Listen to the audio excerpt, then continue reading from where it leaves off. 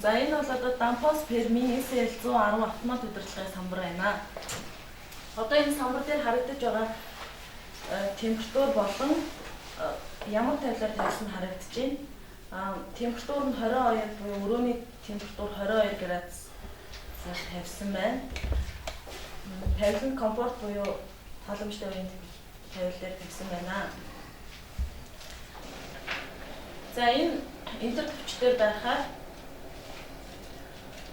гадны агарын температурын тавил бодит зааж байгаа температур гарч ирнэ. Тэгээд доош сум шилжих төвчнээр дарахаар S2 дээр болохоор өрөөний температурын тавил гарна. S3 дээр нь 2 дугаар дэлхийний өгөхийн температур акт гэдэг дээр нь бодит температур нь зааж байна. S3 дискнэр нь тавилан заажна. Тэгэхээр доошоо дарангууд S4 акт, S4 лимит гэж байгаа. Энэ болохоор 1-р дэлхийний буцахын температурын тавил болон 1-р дэлхийний буцахын температурын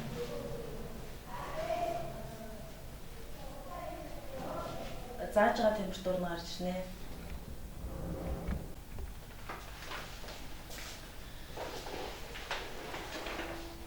За одоо температурыг мориогоор тохируулах болон дээд доод тавилыг яаж тавихыг харуулъя. За одоо температурын морийг тохируулах болон температурын минимум, максимум тавилыг яаж тавихыг харуулъя. Доошо сум дээр удаан дараад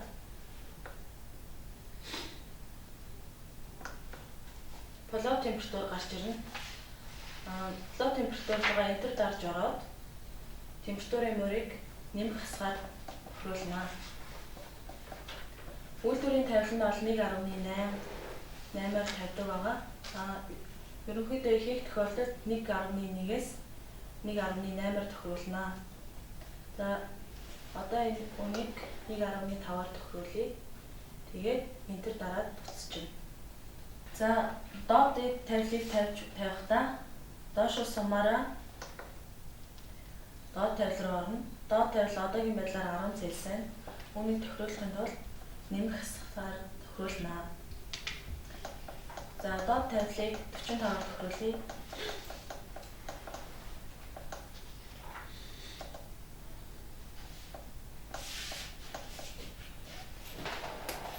За дахиад доошоор дараад дээд тавилыг тохируулна. Дээд тавилыг муу адил нэмэх хасгаар тохируулна. Дээд тавилыг 65-аар тохируулъя.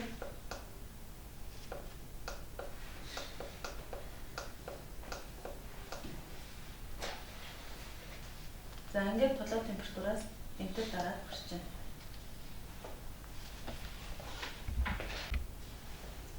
За одоо гар тавил дээр тавьж нээж хаах болон ноцоосны нээж хаахыг үзүүлье. Доошоо нэг дараад энтер дээр удаан дарна. Энэ гар тавил дээр ингэ шилжчихлээ. Үүнийгээ дээш нь дарвал нэм, доош нь хаана. Ингэж актуаторынхаа ажиллагааг шалгана. Одоо ноцоосоо үзүүлье. Памп 1 буюу ноцоос дээр шилжлээ. Одоо ингэ хааж байна. Доош нь хасах дээр дараад хаана, нэмэх дээр дарж он болгож нээнэ.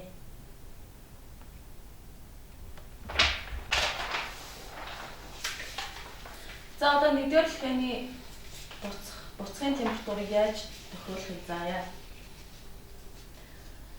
Плот температураас доош сум дээр 2 дарахаар 4000 буюу return limit гэсэнс гарч ирнэ. Үүн рүүгээ ороод одоо бол буцах усны температурыг 42-оор тохируулсан байна. Нэмж хасахын тулд нэмэх хасгаараа тохируулна. 45-аар тохируулъя. Тэгээд буцчихна.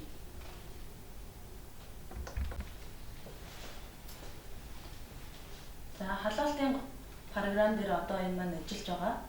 Халаалтын гормоос хэрэгцээний алуун усны гормын програм руу яаж шилжүүлэхийг үзүүлье.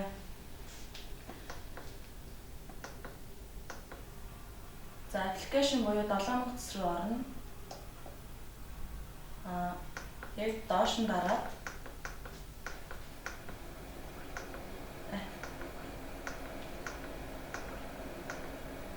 application type гэдэг байгаа. Type нь 130 дээр байна. 130-аар 116 болгож хэрэгцээний халуусны програмд шилжүүлнэ.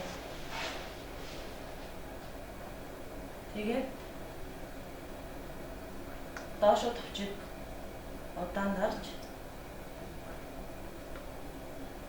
үүнийг шилжүүлж байгаа. Унтраа тасна.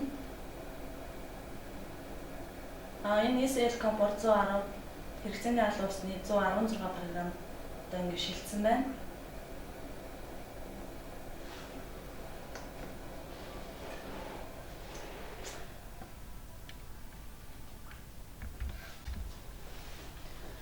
За хэрэгцээний халуусан дээр бол өрөөний температур хамаагүй. Одоо энэ гар тавил дээр байгаагаа компорт тавил дээр тавь.